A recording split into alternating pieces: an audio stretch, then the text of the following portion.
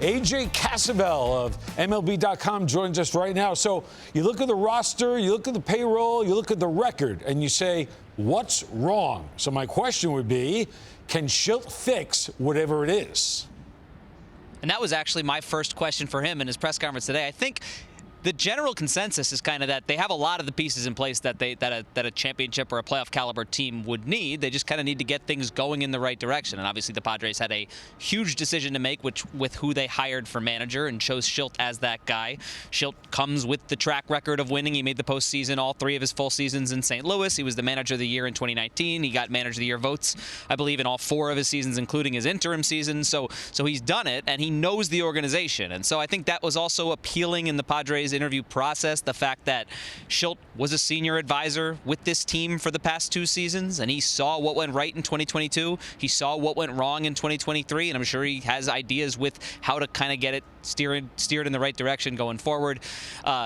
They have a lot of the pieces, like I said. They also have some holes to fill. It'll be an interesting offseason to see how they fill out this pitching staff. But Shildt comes with the track record, and I think they're kind of looking forward to get things going with him. Okay, so the holes. Let's talk pitching. You brought it up. I'm going to continue on here. They don't have enough right now. They lose Snell, and everything changes. I mean, there's a list of free agents. You got Hader on this list. You have Walker on this list. Lugo, Nick Martinez. These guys were a major part of when they were successful. So where do they turn?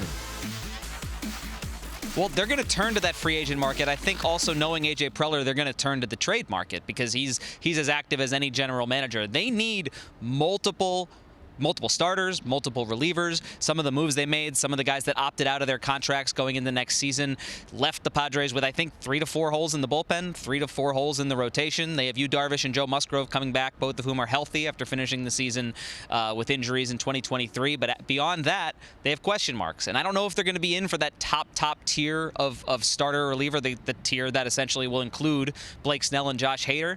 Maybe they will be, but I think the more likely path is that they spread some of their resources around and try and look for 3 to 4 versions of Michael Wacha and Seth Lugo, guys that were buy low candidates last offseason that came to the Padres, worked with pitching coach Ruben Niebla, kind of figured some things out, pitched in San Diego, which I know everyone loves pitching here.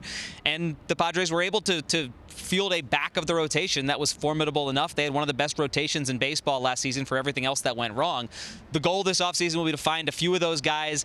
I would assume they'll spend some money in free agency. I would also think that this being A.J. Preller's team, they will be active on the trade market as well. Yeah, well, you know, that brings me right to Juan Soto, because there's a guy that you could trade and get back not a bunch of 3s and 4s, but maybe some top-end pitching. What do you think of that?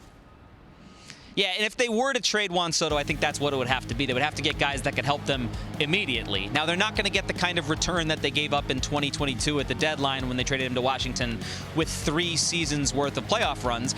But I think they can still set the bar high, knowing that this is Juan Soto in a contract year. And if they have to go into the season with Juan Soto in the middle of their lineup, I think they're perfectly content with that because he's one of the best hitters on the planet. He's on track to become maybe one of the best hitters ever. And the Padres have also talked about potentially exploring an extension. So I think maybe the trade front, a massive trade like that wouldn't come about until certainly later in the offseason, maybe into spring training, because the Padres will want to sit down with Soto's camp and figure some things out, see where his head's at in terms of potentially staying in San Diego long term. But that is one avenue toward filling some of the holes on this roster. There are a few of them, and there are also a few of some what you would consider championship caliber pieces. AJ Cassavell covering the Padres for MLB.com. Thank you so much. Thanks for having me.